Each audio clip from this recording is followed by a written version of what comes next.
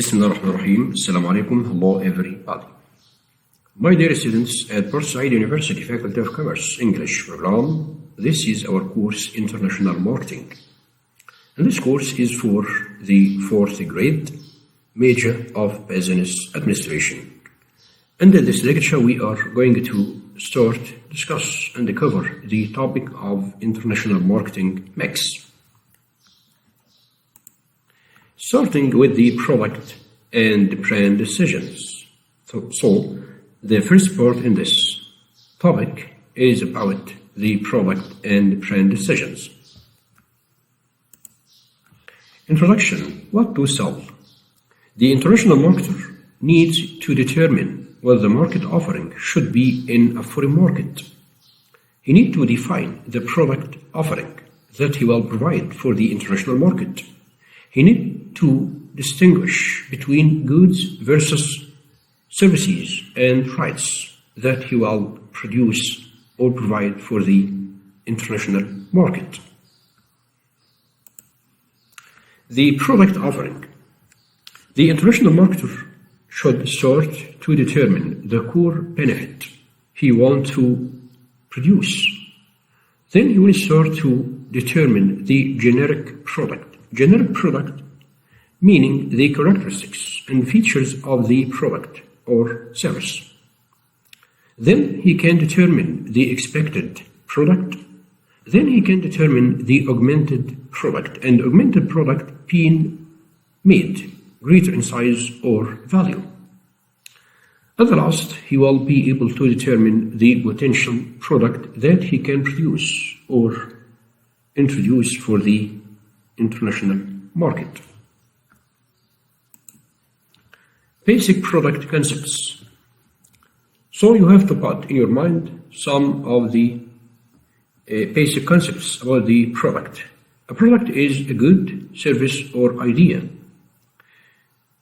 A product involves tangible attributes and intangible attributes. And for example, about the tangible attributes, a product's tangible attributes can be assessed in physical terms such as weight, dimensions, or materials used.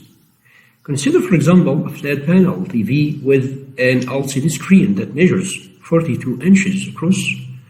The unit weighs 100 pounds, is 4 inches thick, and has a tuner capable of receiving high-definition TV signals over the air. These tangible physical features translate into benefits that enhance the enjoyment of watching prime-time TV and movies on DVRs. Another important concept you have to know about the product classification. The product can be classified into consumer goods and industrial goods. The product warranty and services. The international marketing need to think about some issues related to the product. For example, the product warranty. Should a company keep the same warranty for all markets or adapt it country by country? Should the firm use warranty as a competitive weapon? Also, the product service. Service capability to accredit the firm with foreign suppliers. The high investment in facilities, staffing, training, and distribution network. Goods versus services and rights. Instead of marketing a product abroad, the company may also sell rights or services in a foreign market. Rights like brand, trademark, patent. Services like management skills, as in hotel chain. And in this point you have to know that all trademarks are brands, while not all brands are trademarks. Sales of rights. Sales of rights as a form of the international marketing processes. There are 3 forms of the sales of rights. First form is franchising business. For example, Coca-Cola use of its name to licensed bottlers around the world. Pilkington licensing of the process of flute glass. Other companies like Manpower, McDonald's, etc. The second form of the sales of rights is management contracts. For example, Sheraton Hotels, management contract for hotels approved, sale of consulting and management contracts. In this form, you will find that there is little equity invested. For example, in Sheraton manages almost 400 hotels worldwide, but has equity in only 40 of them. So it's 10%. Advantages: there is minimum risk and also strong competitive position in the international market. The third form of the sales of rights is turnkey operations. And in this form, the firm is selling technical and engineering skills. The firm is training foreign nationals to run a plant. The firm is supplying material and equipment for the international markets for the turnkey operations. 6 steps for registering a trademark overseas. Indeed, you need as international marketer to register your trademark overseas in order to keep your intellectual rights. According to the World Intellectual Property Organization, WIPO, on average, approximately 4 million trademark applications are filed every year worldwide. And in order to register your trademark overseas, you have to follow the following steps. 1. Register the trademark in the United States first. And as I told you, you need to do this to keep your intellectual rights. You can do this through the United States Patent and Trademark Office, USPTO. And this is the website for this organization, so you can register your trademark in United States. 2. Do your due diligence. It's important to know how the system in that particular country operates in relation to the United States. 3. Utilize the Madrid system. There are 113 countries that currently offer protection under the Madrid Agreement, and this is the website that you can register your trademark under the Madrid system. So after doing this, you will be protected by the Madrid system at 113 countries. 4. Hire an attorney. So you need to hire an attorney, or you need to hire intellectual property lawyer to help you in this process. There are several countries not protected under the Madrid Agreement, such as Saudi Arabia, Canada, and South Africa. 5. Consider foreign translations. So you will be international marketer. So you need to be very aware about the translations of the words that will be used in the international trademark. Entrepreneurs have to carefully consider the foreign translations of the words they are seeking to trademark in other languages. Don't delay. The last step, don't delay. Intellectual property attorney Mark Mistel said, "It's best not to delay filing trademark applications approved, particularly if you intend to be doing business approved in the short term." So don't delay this step, because someone else may do this before you, and in this case you may lose your trademark.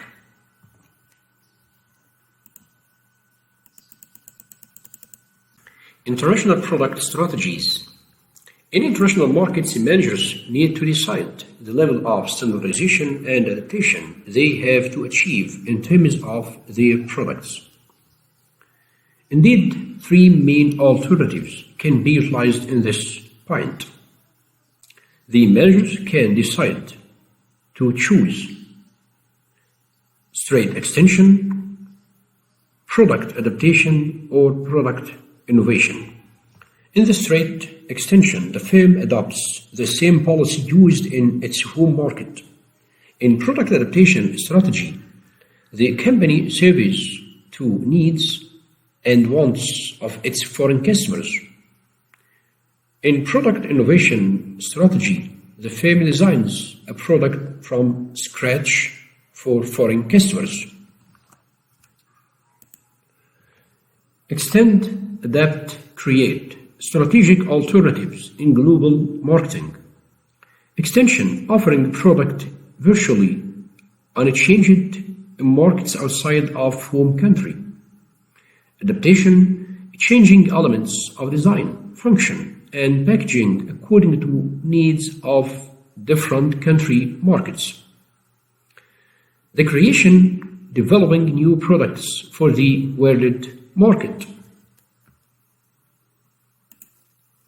These three basic strategies can be further broken down into 5 options. In this schedule, you will find these options. Intellectual product strategy. Strategy 1, product and communication extension. Strategy 2, product extension, communication adaptation. Strategy 3, product adaptation, communication extension. Strategy 4, product and communication adaptation. Strategy 5, product invention. So here product example and consumer need satisfied, and product strategy and communication strategy. So for the strategy 1, product and communication extension. For example, product example, Gillette, razor. Consumer need satisfied, disposal, easy to use product. Product strategy will be extension because this strategy, product and communication extension. So extension of the product strategy and extension of the communication strategy. There is no changes in both dimensions, whether product or communication. Strategy 2, product extension, communication adaptation. Wrigley, chewing gum. The consumer need satisfied in the USA, substitute for smoking. In Europe, dental benefits for this chewing gum. The product extension, communication adaptation. So there is extension for the product strategy and adaptation for the communication. Whether in USA, we will adapt our communication messages for the United States citizens and for the European citizens. Strategy 3, product adaptation, communication extension. McDonald's, for example. Product example, McDonald's. Consumer needs satisfied fast food. Product strategy, here we talk about product adaptation and communication extension. So adaptation, adding local products to range. Extension, using global campaign. Strategy 4, product and communication adaptation, slim fit. The consumer needs satisfied, identical, lose weight. The product strategy, product and communication adaptation. So according to the product strategy, adaptation, consumer preferences for different flavors. Adaptation, celebrity in Germany and teacher in UK. So the company will depend on the celebrity in Germany and teacher in the UK to deliver its messages. Strategy 5, product invention, popular beer. So consumer needs satisfied non-alcoholic beer. Product strategy invention and communication strategy, develop new communication. How to choose a strategy. How to choose the appropriate strategy for your international marketing. Do you will choose the straight extension or product adaptation or product innovation? Do you will choose the strategy 1, strategy 2, strategy 3, strategy 4, strategy 5? So, two errors that management makes in choosing a strategy. NIH syndrome. NIH meaning not invented here. Means managers ignore the advancements of subsidiaries overseas. They ignore the success stories overseas. The second error is managers impose policies upon subsidiaries because they assume what is right for customers in one market will be right as well in every market. So you may feel confused in this point. Indeed, the managers and international marketers need to make a balance between two errors, NIH syndrome and imposing policies upon subsidiaries. The companies differ in terms of both their willingness and capability to identify and produce profitable product adaptations. Unfortunately, in companies where an ethnocentric mindset dominates, executives and managers are oblivious to the issues presented here. So, in order to choose the suitable strategy and appropriate strategy for your business, you need to analyze the product itself, defined in terms of the function or need it serves. Also, you need to analyze the market, defined in terms of the conditions under which the product is used, preferences of potential customers, and the ability to buy the product for the customers, of course. Also, you need to study and investigate the adaptation capability, the adaptation and manufacturing costs that the company will incur. It's very important to note that only after analysis of the product market fit and of company capabilities and costs, executives can choose the most profitable strategy. Whether straight extension, product adaptation, product invention, whether anyone from these strategies. Some reasons for product adaptation. There are many reasons for the product adaptation. Climate, US air conditioning, equipment, skill level of users like computers in Africa, national consumer habits like front-loading and top-loading washing machines, like car models, 4 doors in France and 2 doors in Germany, the government regulations on products, packaging and labels, the company history and operations, the subsidiaries.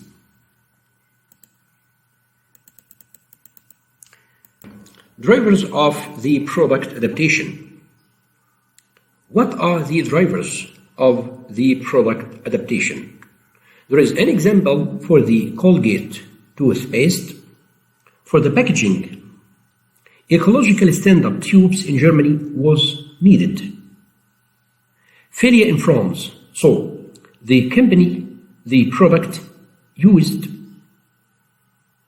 the Carrefour in order to package Colgate toothpaste. Distribution, the role of pharmacy in Italy and Spain. The role of drugstore in UK. Communication, medical in Italy and Spain. And the product should be recommended by dentist. In UK, the product non-medical. There is no need to be recommended by dentist in the UK. So you will find here that the packaging will differ from country to country, distribution will differ from country to another, communication also will differ from country to another. What aspects of product can be modified? The attributes, brand, global versus local, packaging, quality, services, after-sales services and support services, positioning of your product. The advantages and disadvantages of international brands. What the advantages to being international brand? Strong customer recognition and reassurance. Economies of scale and scope. Leverages power with retailers. Consolidates efforts across countries. Potential for extension.